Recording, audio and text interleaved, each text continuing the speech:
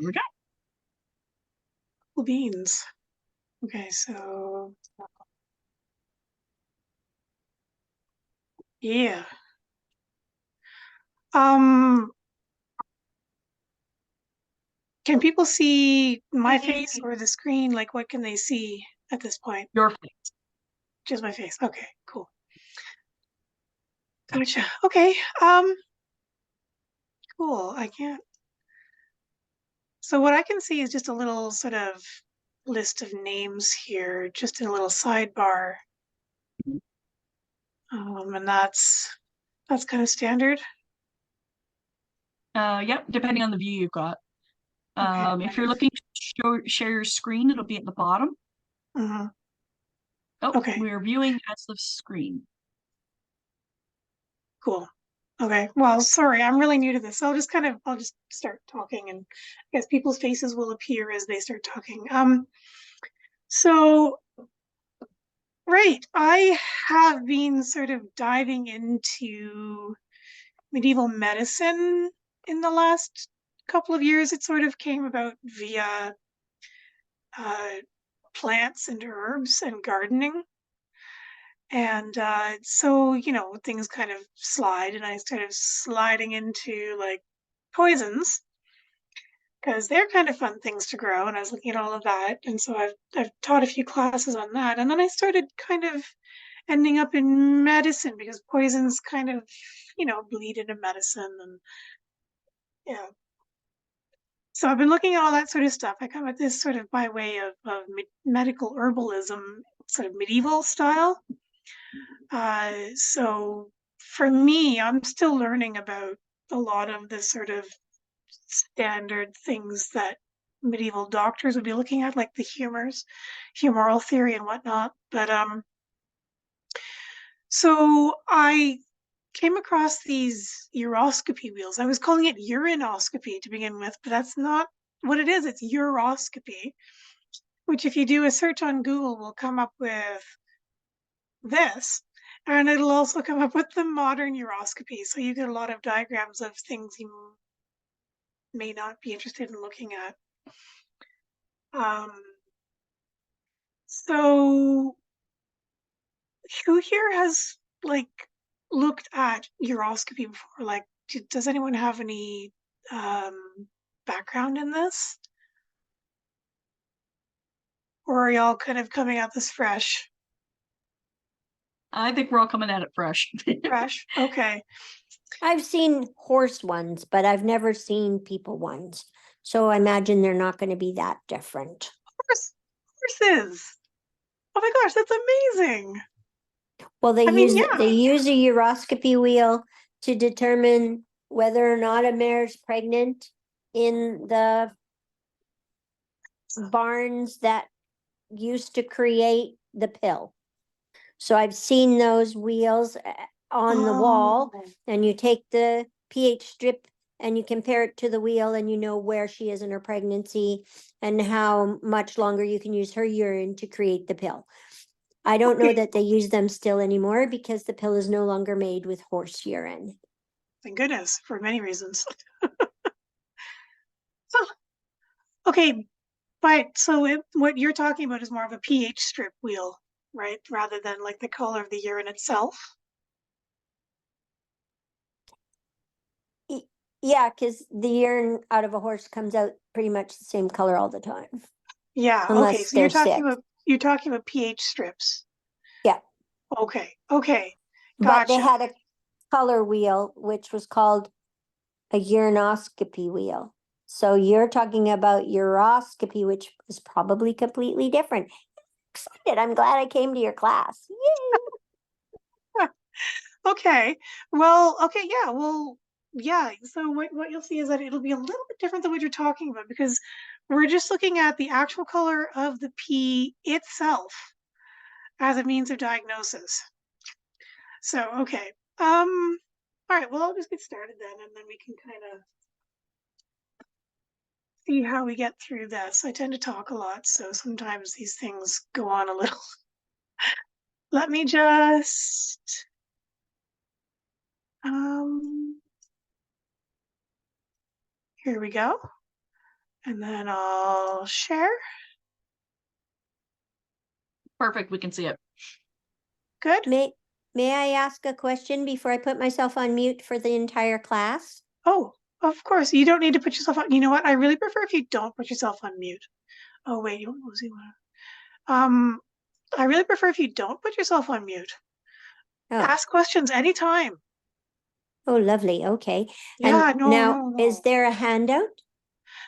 What I'm gonna do is I generally, for these things, I will put a link on my blog, and then you can get access to the presenting slides from there. Oh, Does that work okay? I sure. do have, what I normally do is I'll have, the class presentation slides, available on the blog. Plus also, I usually do a write-up about it afterwards, which doesn't exactly follow necessarily what was in the class, but it is topical. Does that work? Oh, yeah, that would be wonderful. I'd love to have Okay. your write-up after Okay. and access. That would be great if you post Okay. it somewhere. I will try and make it work. Thank you. Okay. Yeah. Sorry. Oh, don't apologize. It was just a question. I've only done this a couple times and I'm still kind of new at this. All right. So, as you can see here on the main page, there's a picture of a uroscopy wheel and there's a bunch of different colors and there's a picture of a doctor sitting in the middle looking at a little glass and there's a liquid inside it and there's a little dude standing there looking with his hat off, looking a little concerned. So this is kind of what uroscopy wheels looked like. There was no standard for them. You could find like, I'll show you a few pictures as we go through. It can be everything from like a little list with like little bottles and then like script beside it. And then there was, then you could have a little bit of like an actual wheel, like this one with just the colors and a description around the outside. On like for the actual like medical books, there was not so much, it wasn't so pretty. There was a lot of text. There's a lot of like sort of dense reference points and things and like cross-referencing across the circle to each other, especially when it's dealing, oh cat, honest to Pete, dealing more with like the humoral theory of the whole deal. Okay. So this was a really, let's just go to the doop, doop, doop. Here we go. Okay. Oh no, can't see it all.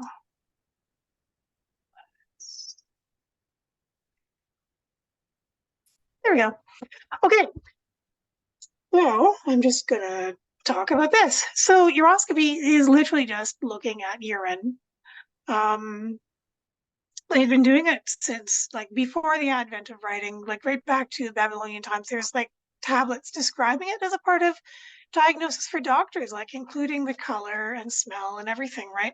So this was a truly ancient practice, and it was done up until the advent of like medical chemistry in the early 1900s. Like doctors were using uroscopy as a method of diagnosis right up until then. And even now, today, like you go to the doctor, you're like, oh, my copy funny colors, or like drink more, you know? So it's still something that people talk about. Like you find little handy reference guides online for like, if your pee is this color, you need to drink more. If it looks like this, go to the doctor immediately. So it's still something you'll see commonly as a, of course, my cat ignored me all day long until I start to present and then she's all over me. Of course. So you'll find that online. You'll find like little like what color is your pee? What does it have to say about your health? It's kind of fun to look up. So obviously, like nowadays, we don't use the humoral theory to give outcomes and stuff. But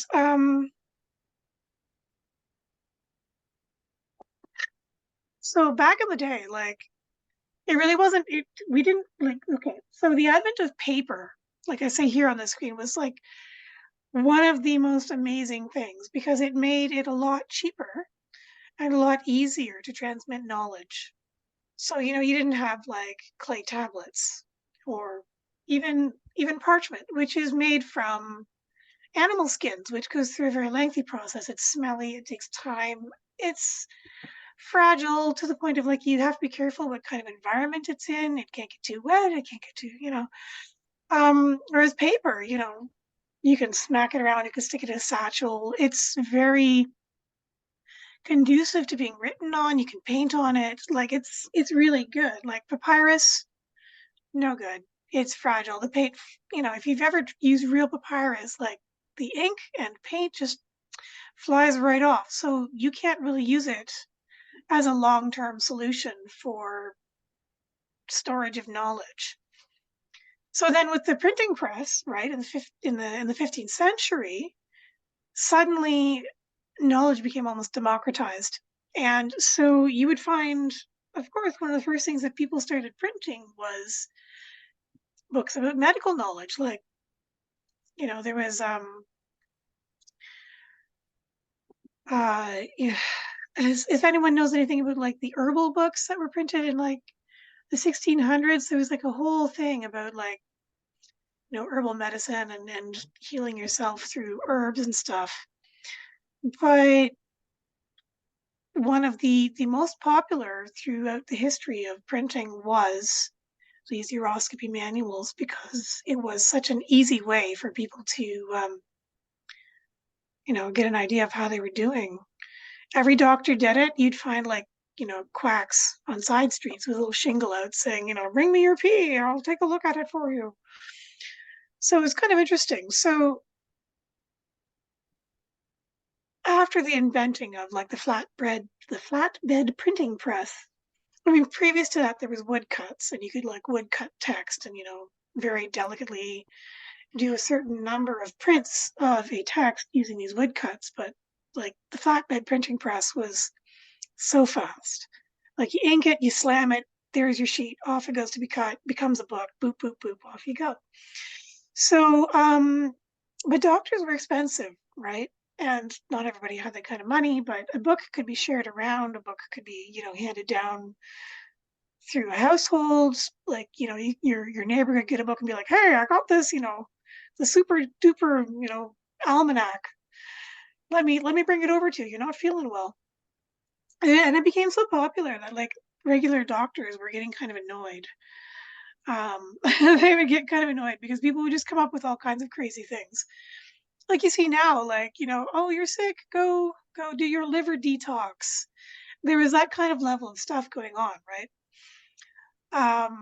Which actually, interestingly enough, the whole liver detox thing, that has to do with humoral medicine. So all of this sort of quacky health cure stuff that you keep seeing popping up, if you know a little bit about medieval medicine, you're like, oh, yeah, that's what they were telling people to do like 300 years ago, except now that they're telling you to do it with juice, right, rather than bloodletting.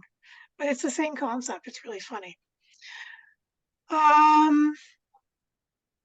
So, just like modern, most of us have gone for, you have to go give a urine sample.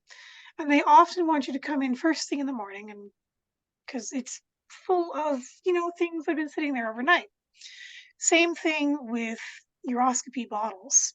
Like the uroscopy collection with the servant would, come up to the doctor's door first thing in the morning, knock on the door, hand him this bottle, which was a clear bottle that you could look into. I was kind of hoping to have an example of that. I found one online and ordered it, but it's still in transit from Sweden.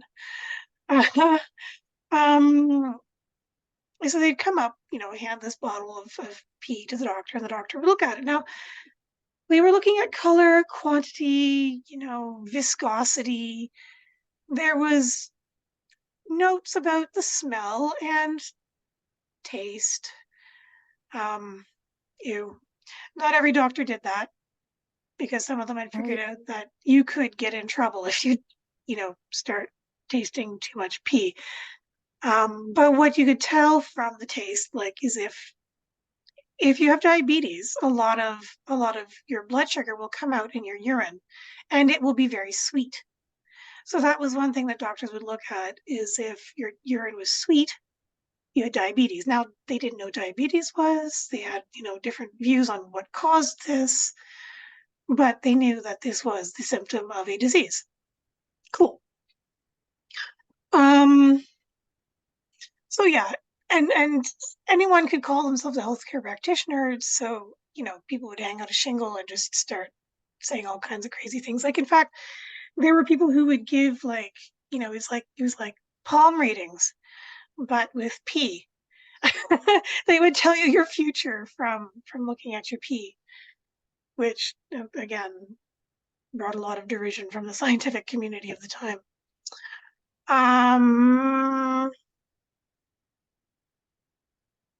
Okay, so humoral theory. So here's a sort of medical textbook variety of uronoscopy wheel. It isn't colored because printing presses didn't print in color, not at first.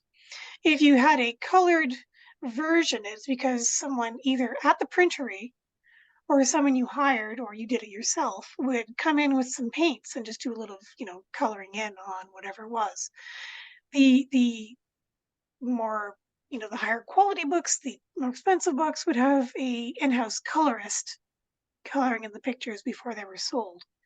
But oftentimes they didn't bother. So you would get a printed book with just these little blank sort of pictures on them, and you could color them in yourself, which of course would bring up some interesting issues of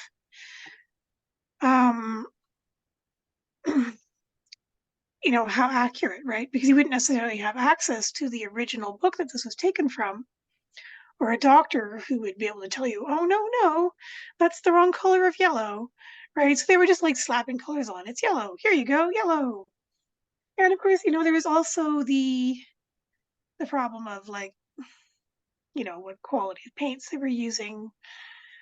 And yeah, so because there was 20 different colors that were mentioned, you'll see on the good ones, they have 20 actual little categories for the color, and we'll get into that in a second. And so it was related to humoral theory, right? So in the bottom right-hand corner, you see melancholia, bottom left, phlegmatic, top left, sanguine, top right,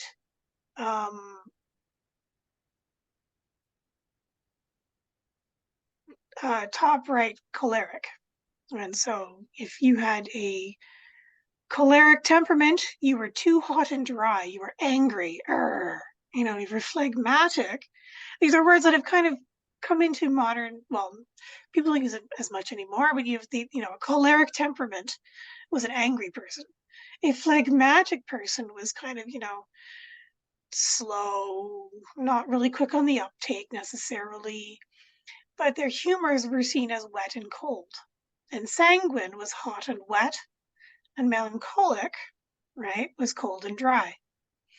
And so there's a whole thing of like foods you could eat to balance your humors, because foods would have their own humoral states, because everything was related back to the 4 elements of earth, air, fire, and water. And everything was all kind of integrated into this entire worldview where everything was based around earth, air, fire, and water. You were based on earth, air, fire, and water. Your food was based on earth, air, fire, and water. Everything had these elements to them. And so, okay, the humors in your body were blood, yellow bile, black bile, and phlegm. And they would originate in different parts of your body, right? So blood was supposed to come from the kidneys, they thought, and they would go through your arteries, and then sort of like a sponge would sort of be brought back to your kidneys, and then your kidneys would turn it into pee and send it out. Right. So like Excuse me, I yeah. can't see the very bottom of the first column. Oh yeah, sorry. When I was making it, I was running out of room. It says germ theory and medical chemistry were still a couple hundred years away. Oh, thank you. Sorry. Yes. I will fix that when I put it online. So yeah, they didn't know about the heart, you know, pumping the blood through the body. They weren't really sure what it did.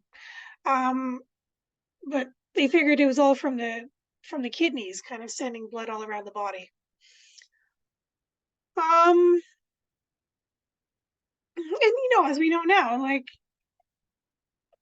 a lot of stuff does come out in the urine, right?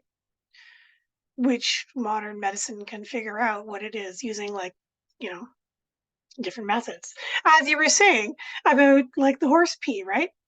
You could tell whether they were pregnant because the pH would change, right? It wouldn't necessarily change the color, but it would change the chemical composition. Yeah.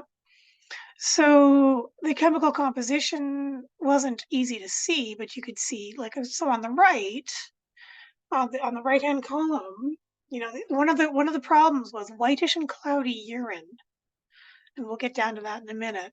And one of the things they said was to grind up deer horns and put it in your pottage. So whitish urine is a sign of an underactive thyroid. It dumps calcium and phosphorus into your pee. And then not having enough calcium and phosphorus leads to some very severe symptoms in your body. So if you know, take a multivitamin, a deer horn, that is full of calcium and phosphorus, you replace it in your body and it gets more of it will get, you know, put into your body, and then these symptoms will be relieved. It won't do anything about the thyroid, but it'll relieve the symptoms. Right? And statistically, there's a lot of thyroid problems. Like if there's something going to go wrong with you, statistically, your thyroid is one of the top. So this, you know, these weren't stupid people. This was pre-scientific, not pre-smart, right? So they noticed that people who put, you know, these deer horns, ground up horns, and put it in their food, they had a lessening of symptoms. Now they had a different reasoning for it because they had a different whole worldview, right? They were just working on less accurate information.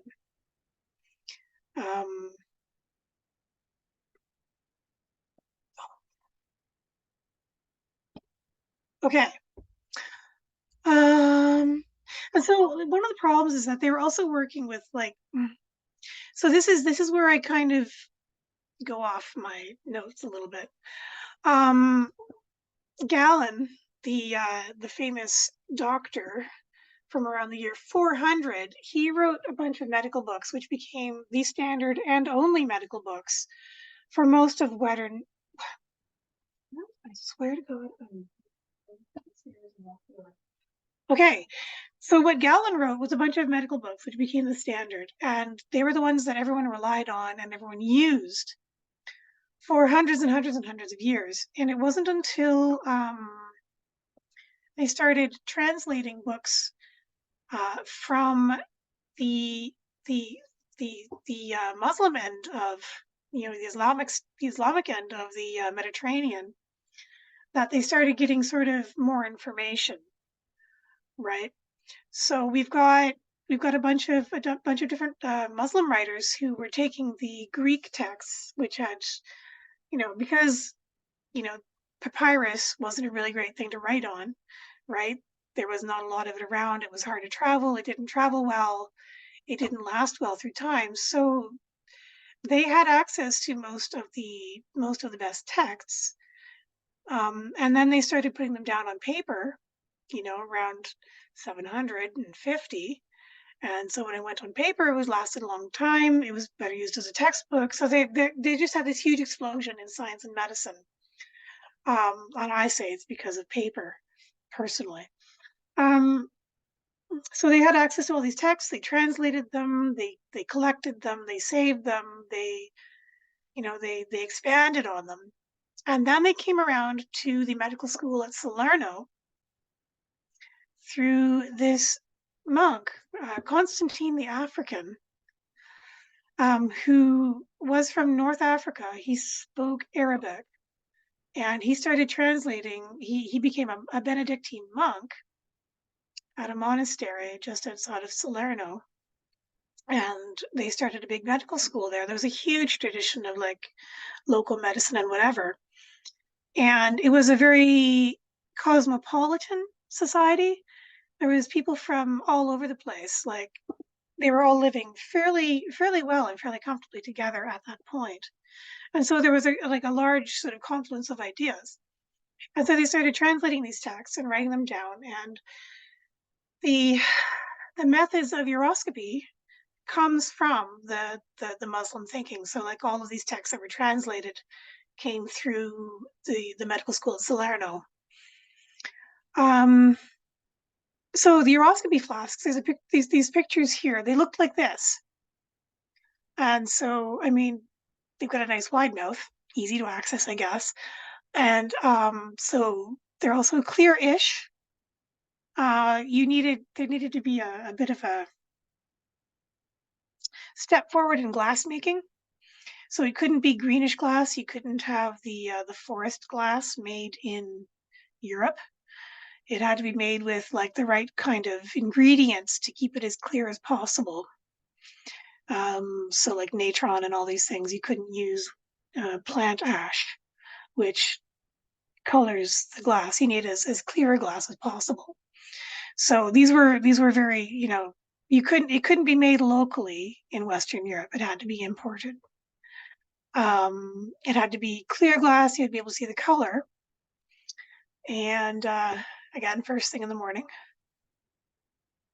Okay, so there's this one book that I found, which I think is the coolest thing ever. It's really neat. It's from the 15th century.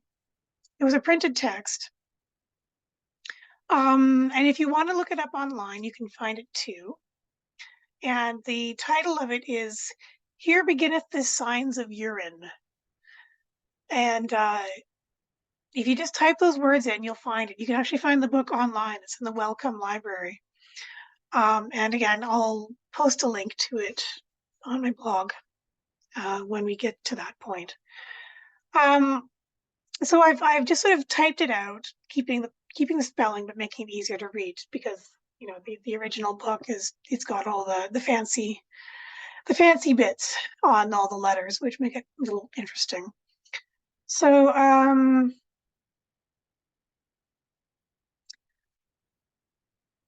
I had to leave out a little bit because some of it's I don't know what everything is in this book. I'm not, I haven't spent a lot of time studying it. I don't know what all these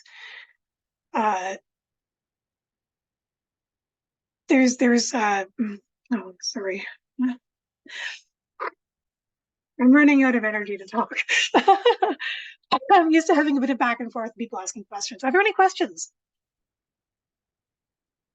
Does anyone have any questions at all? No? I think you're doing such a good job that you're covering everything and there's really no questions arising. And your Okay. slides are a very good complement to your talk. Okay. Cool. All right. So when I was going through this, I had to do a lot of like sort of translating for myself. So when we look at the word brine, B-R-Y-N-E, that just means like a liquid with something in it. So we would think like a pickle brine, but they mean pee. Okay, so when you're looking at this and you see brine, they mean pee. So I'll just kind of read it out. I assume that the first word is, "This is a goodly treatise. Thou must take heed to," something or other, "things. That is to say, the substance, to the colors, to the regions, and to the contents," which long, I think, means belong to the domain of brine. "And first look at the brine, whether it be thick or thin, or else between both. Then shalt thou see through the brine the joints of thy fingers, and that it betokeneth a bad stomach and water in the bowels." So there's a lot packed into that first, like, right? "And if the brine be between thick and thin, then it betokeneth swelling of thy gall. The second is that thou shalt take heed to thy colors of thy brine, as saith Master of Physic, Doctor. These be the waters to follow." So that's just like the first little topic, saying, you have to look at you have to thick or thin, clear or not clear. It doesn't give you a lot of information about what these things mean. Hopefully people reading this would know. We don't know if they did or not. This is a popular book which was printed for people to use who weren't doctors. This isn't a medical textbook. So the first color is white as clear water of a well. So it's just clear, right? So if you're doing a uroscopy wheel, the first color on the wheel would be clear, right? This betokeneth indigestion and a bad stomach and a bad liver. If thou see in this color many shining beams, it betokeneth a posthume in the milt. I'm not sure what that means entirely. I'd have to go looking that up. I did at one point, but my brain isn't remembering what that means. So, but it also the neat thing about this book is that it gives you a little bit of like, here's what you do about it. So you take grommels, saxifrage, parsley, and sage, and boil in stale ale and drink it. Also use powder of them in thy pottage. So this is kind of like a home remedy book for if your pee is a bad color, right? You got a bad stomach, take some parsley and sage and some saxifrage, and I'm not sure what grommel is. I have to look that up. Boil it in stale ale and drink it. Put it in your pottage. Go to town, right? So the second color is white as whey. So this is where the thing is that comes in is like these colors. This isn't a doctor telling you what the color is. This is just like some guy printed off a book. He's found some uroscopy knowledge somewhere and he's printing it off. You see on a lot of the uroscopy wheels that they do give the colors. They give a little sort of text underneath it saying, this one is white as whey, and whether or not it's colored in or not. So they assume that everyone knows what whey looks like, right? So we know that, you know, if you've been making your own cheese, right? It comes out a very specific color. So it is white, but it's also got a little bit of yellow in it. Like if you're making cheese, it's quite white. It's quite thick. It's not, you can't see through it. So if this bine be troubled, thick and little in quantity with white contents, it betokeneth the flux. So the flux, that's a very specific disease, which you usually died from. And you could, I think maybe modernly, you could look at it as like hepatitis. A lot of the symptoms for flux also sort of coincide with hepatitis. And hepatitis will either come or go, it'll kill you. You might end up, you know, with liver damage. It may or come and you might get better. So what they tell you is to take poppy and lettuce and an oil of henbane and anoint the temples with the same. Now, the flux was a bad deal. You could die. You were probably going to die, quite likely. This is why they're giving you these. Okay, we're heading to the medicine of this. I'm sorry. This is my main thing. Poppy, you know, is gonna make you feel pretty good. Take away the pain. Henbane, yeah, it alters your consciousness. If you take enough of it, you can actually black out. Lettuce, lettuce seed, it doesn't really do much. But I think it was used. It was seen as an analgesic, something to take away pain as well. So the flux, yes. Sorry, lettuce seed was also used for digestive complaints. Oh, there you go. So if there was digestive issues accompanying this flux, whatever it happened to be, then that's probably why they put lettuce seed in it. Yeah. Well, your digestion was the least of your problems with this one. If you're getting henbane and poppy, you probably won't survive. Because I have to also say that the church was really cranking down on things like henbane and poppy. They didn't want people taking these things. So that, again, these things that sort of enter into the popular sort of home remedy books were things that doctors might not have prescribed either, because they were too scared of the church. This is a whole other topic. Okay, so third is a whitish yellow, almost as bright as the horn of a lantern. So lantern horn, you would take the horn of a cow and sort of spread it out flat and scrape it, and then put it in instead of glass in a lantern, and light would come through. So that's a very particular color, but it also kind of depends upon the cow. So, you know, it gives you an idea, but so it's whitish yellow. If this brine be little in quantity and oft made, it betokeneth the cycle that may not keep his urine. I don't know what that means. And this color is never knit with the substance. So what they're saying is that there's going to be little bits of color, kind of not like there'll be the brine, and then there'll be the color inside. You'd have little flecks of color in there. Medicina. Take treacle. So treacle, we think of it as a dessert now, but it was actually, treacle was the English way of saying theriac. So because of course the English take everything and make it kind of funny. Theriac was a sort of cure-all. It was supposed to cure you of everything from like being poisoned by your mother-in-law because she hates you to like, you know, the plague.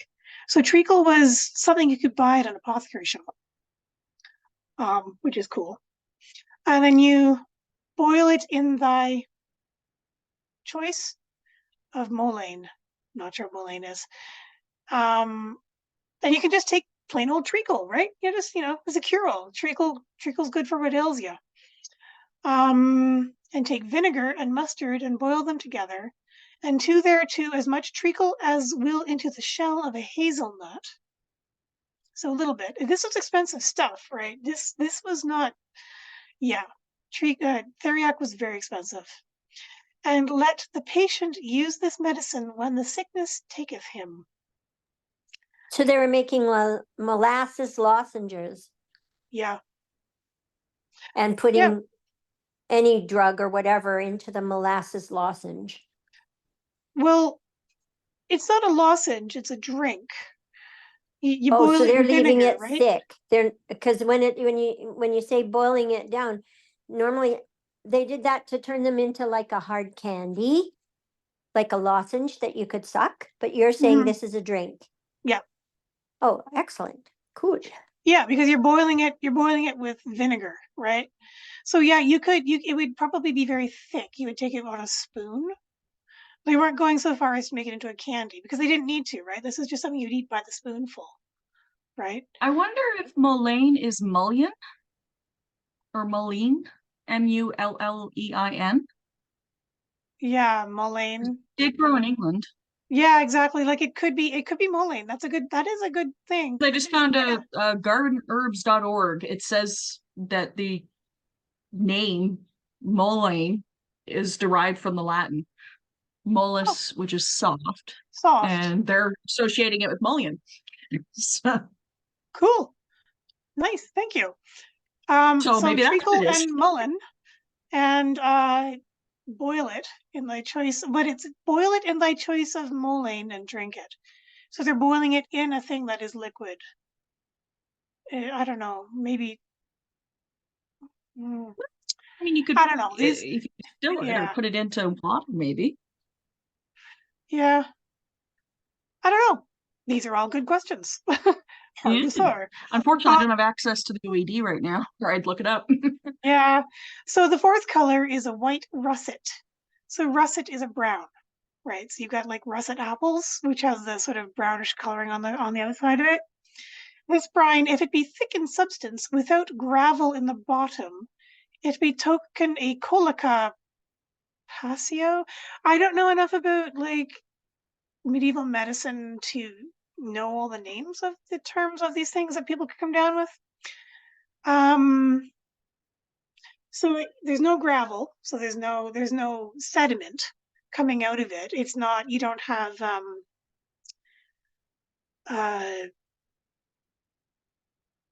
oh, come on, brain. Stones in your urine, right? That would come out, how would hurt. So they say, take cress and grind them small and boil them with wine and drink it at even, so night, and at morrow in the morning. Also take honey and seethe it till it be hard. There you go. Now you've got the little thing you could suck on, right? And do thereto powder of cannel, that's cinnamon, and powder of ginger, and use it. Also make a plaister of Dwight, not sure, and of wine, if it be, and lay it on the navel. So, we're starting into like the sort of things you see in like Victorian medicine, putting plasters on things, ginger, cinnamon, little things to suck on, candies. This goes right up into the Victorian age. All right, so you've got color of white russet. So we're going through the whites. And fifth color is if it were broth of flesh that is half sodden. Now, I don't even know what that means, right? This brine, if it be little in quantity and fat as oil and frothy above, it betokeneth wasting. So oily, frothy, you've got a lot of protein, you've got a really, like you've got liver disease and you are on the way out. You are going to waste away. This is true. Take the powder of elecampane and turmentil. I forget what that is, but they're two herbs. And boil with clarified honey and make a confection and use it. So again, make a little lozenge and eat it. Also for the head, take the juice of mint and warm it and anoint thy head therewith and morrow and at even. So put a bit of, mint juice on your face. It'll help. Yeah, maybe. You're gonna die anyway. Might as well. The broth of flesh that is half sodden, I believe, is chicken broth with breadcrumbs in it. So it would be kind of whitish, wouldn't it? Yeah. Yeah. And chicken broth is a little bit yellow, so that makes sense. Thank you very much. Again, this is where like food comes into things. Like it's all a whole thing. Like, it's cool. This color, broth of flesh well sodden. Okay, so so you've a quotidian fever, the sixth color, well sodden. You can also have a quotidian fever, which was as a humoral thing. That cometh of flume. I'm not sure what that is. And all of these six colors before said betokens a bad digestion. So all of these things are like digestion stuff, right? Take vinegar and mustard and boil them together, and take treacle, theriac, as much as a bean or 2 beans that is dry, and wash it with wine and do thereto, and use this when the sickness taketh thee. Also diacameron and trisanoli is good therefore at even and morrow. So little home remedies. You've got bad digestion. Congratulations. You're going to be okay. Just take this little bit of medicine. Oh my gosh. No, it's my dog. The seventh color is not full so yellow as the yellow apple. Whatever that means at this point. This brine, if it be over all thin in harvest and winter, it betoketh a quatane, which is a type of like fever. It's a humoral sickness that comes when things are getting cold and damp. And if it be time and castin and without savor, okay, so it doesn't taste like anything, it betokeneth the tertian, another different kind of humoral fever. Again, treacle, theriac, good for what ails you. Juice of apelline, probably apples. and trisandaly again, don't know. So we're going through the yellows. So we're going to darker yellow. We've gone from white to getting more and more darker as we go through. So the 8th color, we've got like 20 of these, right? Thin substance and tastes like salt, a double tertian that comes from melancholy. So here we go, the humoral stuff again. And if it's be a kid, it's a quotidian fever. So child's brine. Again, food, eat food, have all this food. You're not going to die. You'll get over it probably. So here we go. Saffron of the garden. That's not the same thing as the saffron that would be imported. So we've got like 9 and 10 are both the color of some kind of saffron they give us. So the first is saffron of the garden. And so that was something that people would grow at home. Dang, now my brain will tell me what it is again. But it's something I think that those are the stamens of any lily. Saffron of the garden? Yeah. I think that's the stamen of any lily. Any lily plant that you would grow will have the long stamen. And saffron of the garden is mock saffron that can be made from the stamen of almost any lily. Okay. Cool. I don't remember what that was. I did look it up at one point, but that makes sense.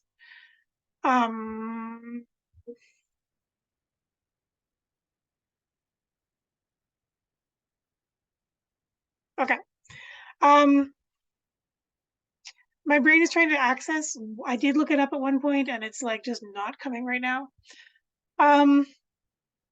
Could be Lily. It could have been something else. There was something else that twigged for me that is not making itself known right now. Okay. So, but it's a lighter yellow. It's not as yellow as the yellow you would get from saffron. So the next color, we're getting into like some of the different things. Like, so the question of this one, the number 10, is the color as any saffron. Now, do they mean the actual like saffron state, like the there's a word. My brain isn't coming up with the word. It's not the stamen, it's the other thing that sticks out. And I just looked at it before and I was like, yes, that thing. So in the actual saffron plant, like in the fall saffron, there's the yellow stamen and this long little bit that sticks out. And that little bit that sticks out is the actual saffron that's used for coloring. But it's kind of a reddish color.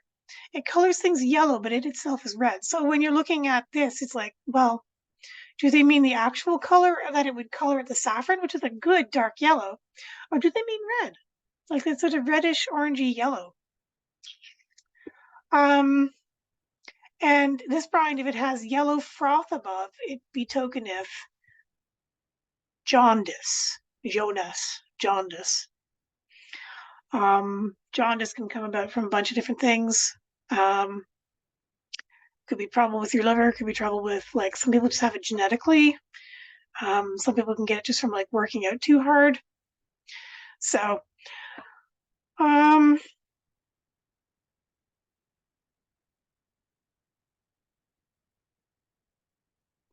again, it's just like, flavorings. And so these are just, because it's all based on humoral theory, these bits that they're telling you to eat, it's based on humoral theory. It's supposed to balance your humors out.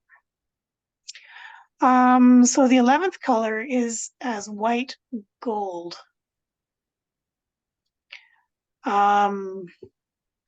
Betoken, if this brine be thin in substance in a child, it betokeneth a quotidian, again another sort of humoral fever, and a young man a tertian, and an old man a double tertian. Like in an old man, it's going to be bad. It's not a good thing. And in a woman, here's the first time we've got like a bit of like something different, a quartane. It's interesting that it's medicine for women isn't necessarily noted in medical textbooks. If it's anything to do with women, it would have its own like textbook and be off over there. So that was kind of interesting. Just a note that we've got 10 minutes left. Okay, so we're at 11. And then the next one is red gold, and 13 is red as a rose. So that means there's blood coming in. And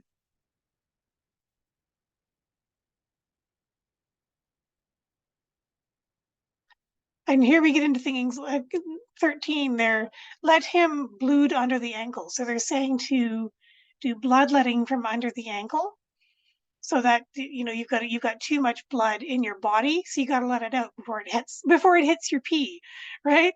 So this is an interesting one. This is where we start getting to like some bloodletting.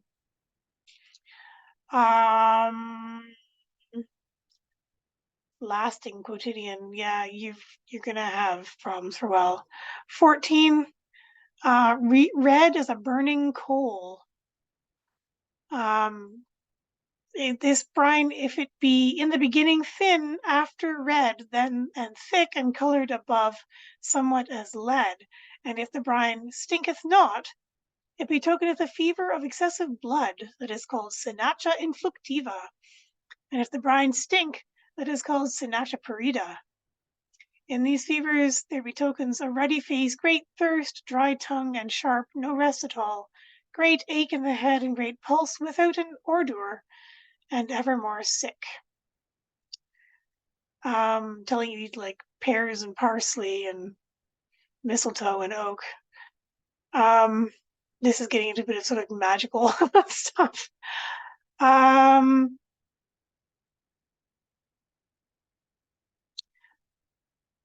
The 15th color is a swartish red, so that means dark red, as if it were the liver of a beast.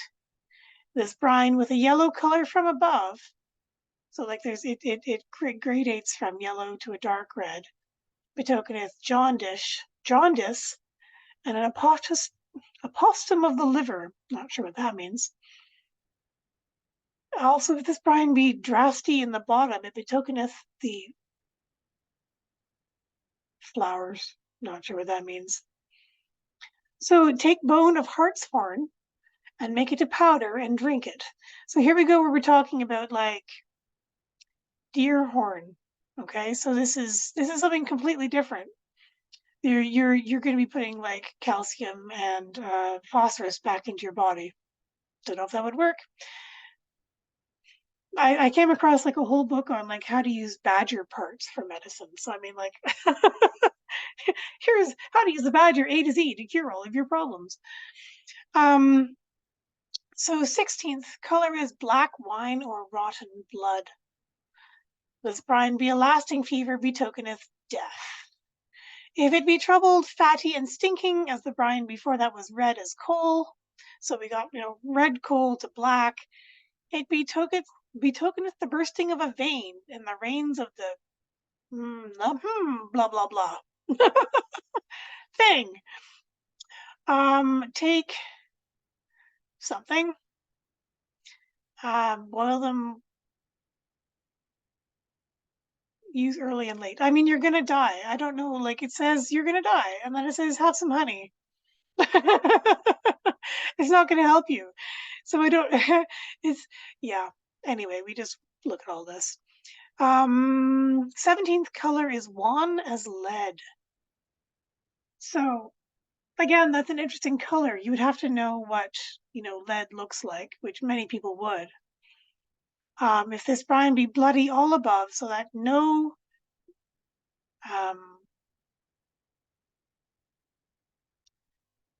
residents may do away the blood head, it betokeneth death. So if your pee comes out kind of whitish gray with like bloody froth and stuff, you're dead. Yeah. Here's some medicine for you. Sorry.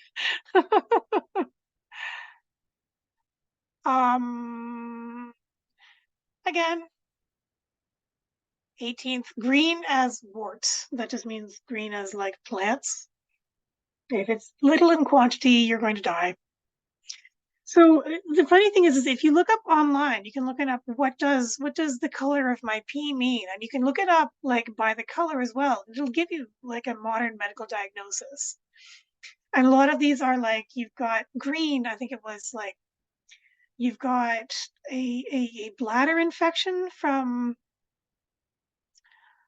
you've got a pseudomonas infection in your bladder. So it's a bladder infection. And so, yeah, if your body doesn't fight it off, you will die. Chances of fighting off the bacteria are pretty low without antibiotics, right?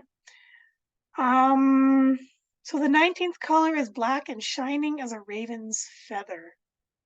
This brine, much in quantity and thin in substance, betokeneth delivering of the quartane. Take the juice of tansy and the reed coal and boil them with white wine and honey and use it early and late. I mean, you know, basically what you're going to be doing is drinking. When you boil wine, you boil off. Like when you boil anything alcoholic, you're boiling off the alcohol. So basically what you're doing is rehydrating. When you boil things, it doesn't matter what you boil them with. Like when you boil the wine or boil the ale or whatever you're doing, you're taking away the alcohol and leaving behind something that you can hydrate with a lot better. So a lot of the stuff where you like drink early and late with boiled wine is basically what they're doing is getting you to rehydrate, right? Because if you go to the doctor and say, oh my goodness, my pee looks like Coca-Cola, they're like, oh my God, that's a lot of protein coming out in your pee. You better go drink a lot of water right now. So half of the stuff is like, if it's a dark color, drink more water. Right? And put in these herbs and see how you're doing. And 20th is black as coal. This color is an ague, little fatty and stinking. If thee see thy face therein, then it betokeneth death. So if it's shiny enough like a mirror that you can see your own face, sorry about that. Juice of celandine and mullein. Oh, okay. Juice of mullein. Here we go. So yeah, it might be mullein. It might be the juice of mullein. Or treacle, theriac, with white wine early in the morning and late in the evening. So yeah, anyway. So if you're going to be doing your own uroscopy chart, you can take these colors and just kind of, if we go back to the beginning, here we go. So here is a colored in uroscopy, right? And it gives you the colors around the edge, right? So they've got the different colors. It's got the green. It's got. One of the interesting things I found was that when I was doing my original kind of research for this, for another thing I did, you can come up with things like blue pea, and it's perfectly fine. Like there's a genetic condition amongst, it's mostly with younger men, where if they exercise, their pee turns blue. Right? So I'm certain that you'd go and you'd say, oh my gosh, doctor, what's this? And they're like, you're fine. Go drink more water. So if you wanted to take like this picture and do up your own sort of variety of it, you could just like draw it up yourself and then color in the edge bits.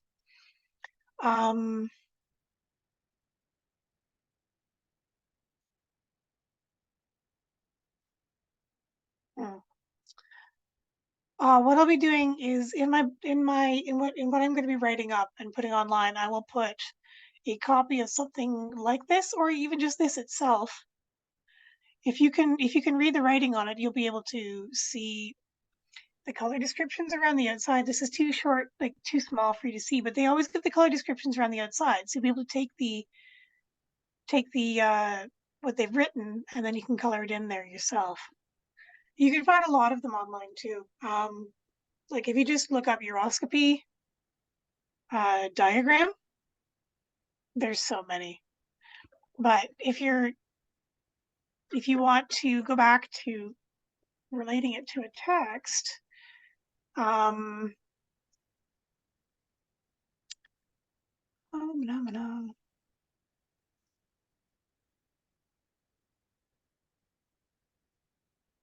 how do I quit sharing? And I hate to interrupt, but just so you know, it's 5 o'clock. Yeah, And we're some people done. may I have- know. What is sorry. your blog page? Just so we can share it in the chat. Okay. Here, let me Just just for people who have yeah.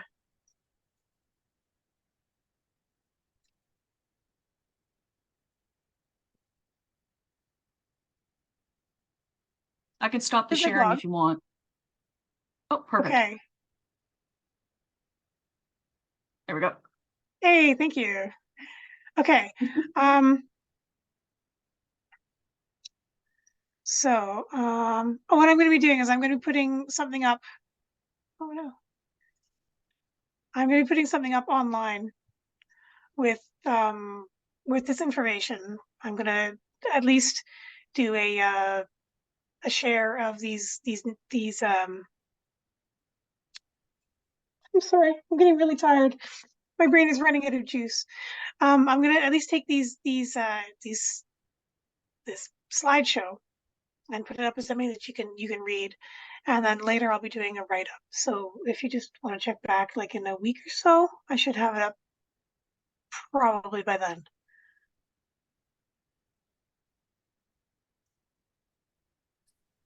Well, this has Okay. been very interesting. You have Okay. totally piqued my interest in looking at some of the old medical journals. And I'm very Yeah, excited now to look up more of the medieval self-help medical books. I think that's There's- quite interesting. Thank you so much. yeah, no worries. Like there was lots. Like if you get into it, there's like yeah, never mind. We have to stop now. Yeah, so 15th century and onwards, you get a lot of self-help medical books, which are cool. Like everything from herbalism to like, as you see, uroscopy and everything. There are a lot of topics in there. Okay, I will stop talking and let everyone go. Okay, I'll stop the recording.